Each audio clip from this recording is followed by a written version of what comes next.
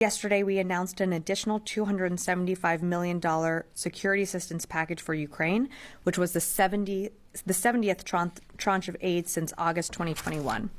This presidential drawdown authority package provides critical capabilities, including munitions for HIMARS, artillery, anti-tank weapons, drones, and protective equipment.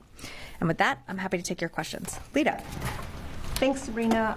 A couple of questions on the missile strike in Ukraine.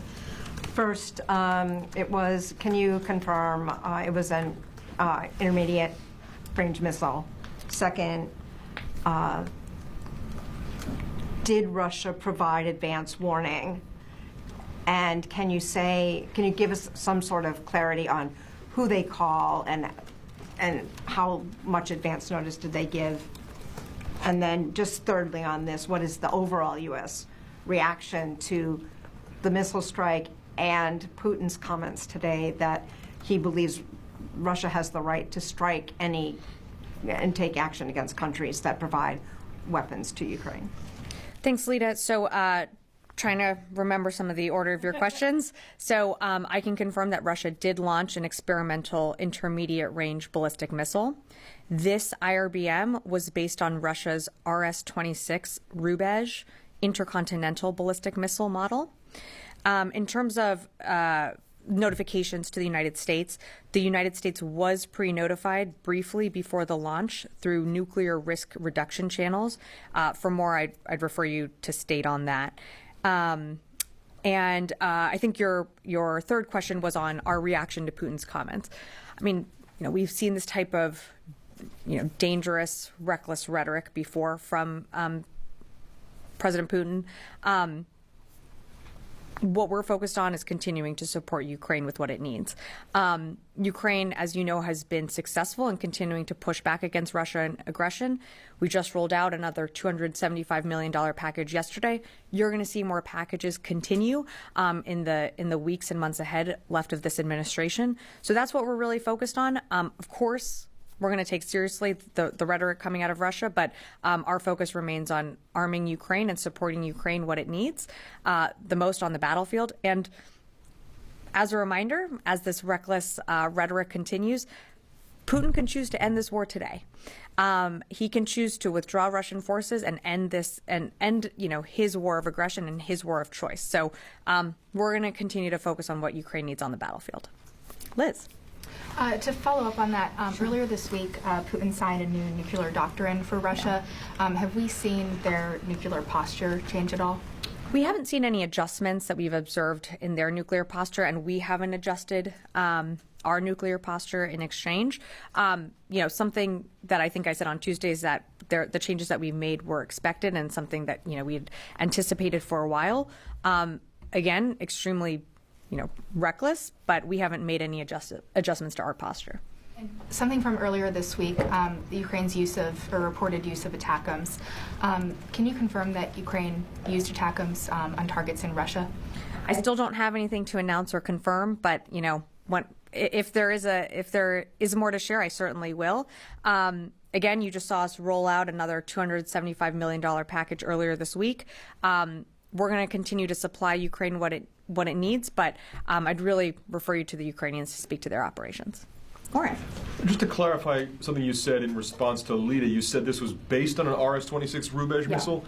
Does that mean it was an RS-26, or was it one of the derivatives like an RS-28? Can you be just a little more specific on that? I can't get more specific other than that it was based off of what I would say is it was based off of the design of the RS-26.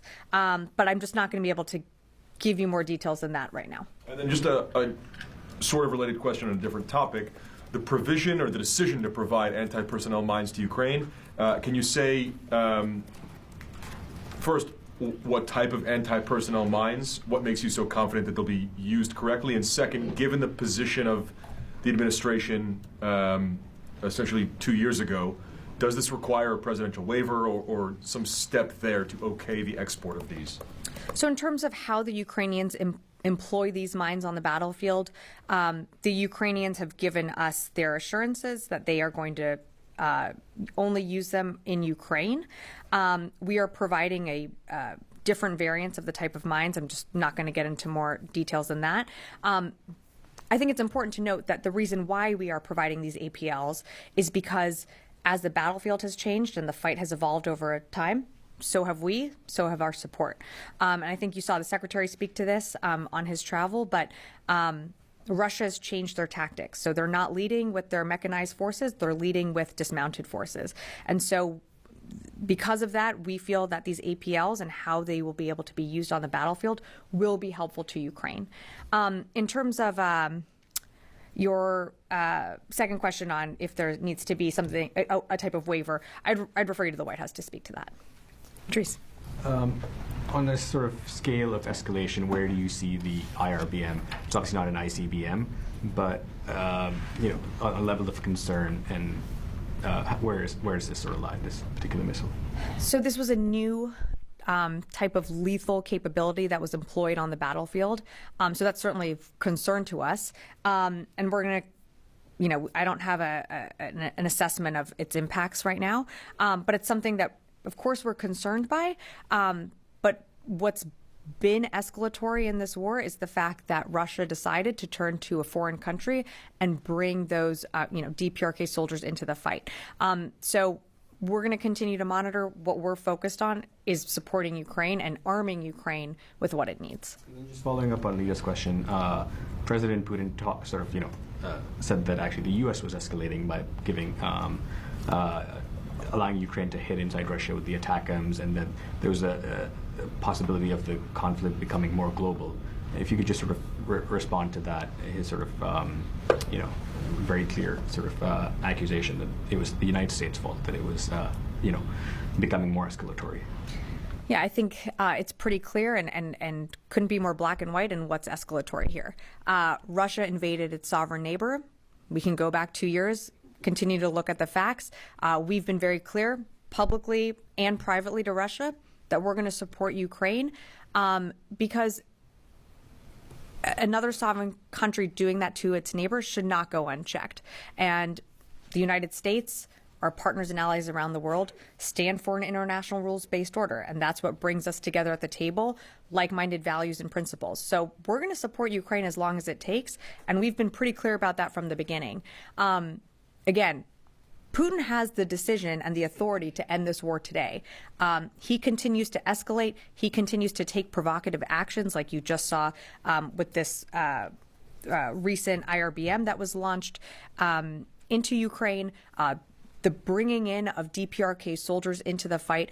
Each time these actions are more escalatory, simply what the United States is doing and our 50 or so partners and allies around the world is giving Ukraine what it needs to be in the fight. And I also think it's important to remember that every single day, Russia is expending, approximately 1,200 casualties on the battlefield. Ukraine has proven itself time and again, and we're very proud to stand with them in this fight. The Russian president suggests that this regional conflict now has global elements, and the British are talking about fighting the Russian tonight if needed. IRBMs are being fired into Ukraine, and Ukraine is firing US and British missiles into Russia. So you are accusing Russia of escalating, they are accusing you back of escalating, but one thing is for certain, that things are escalating. Where do you think this is headed towards? Because many countries are very much concerned that hundreds of millions of people are going to be impacted by what could actually unfold. So, where do you think this is headed to? Well, I'll say something that we've said from the beginning is that we don't seek a wider regional conflict. We don't seek war with Russia.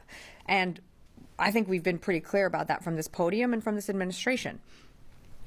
What we are going to do, though, and what we have made clear in public channels and in private channels, is that we're not going to stand for another country invading its neighbor. And we're going to continue to support Ukraine in its fight.